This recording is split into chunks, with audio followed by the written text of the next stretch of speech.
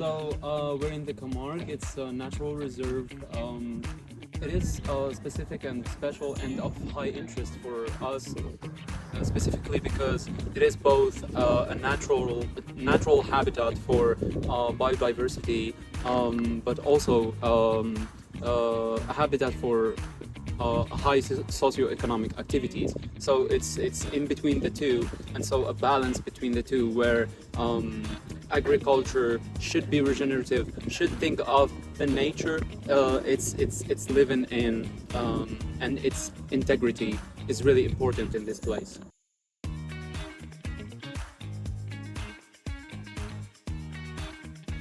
We started our field day trip in Montpellier at the Maison de la Télédétection with some classes. Then we took the car and we moved to the Camargue Delta to learn more about the conservation efforts that are taking place in the natural reserve of Camargue. And there we had a very interesting chat about the history of the Delta and the activities, the pressures, the challenges that it's currently facing.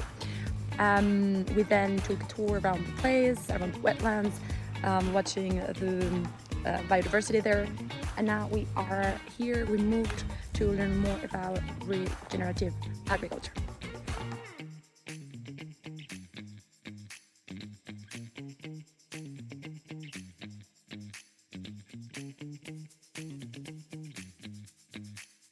I think it's super interesting to see all the agroecological practices they are doing here. I personally really like the edges, where you can see that they use really different species that provide different ecosystem services, and I think it's a really good thing to implement it with the vineyards.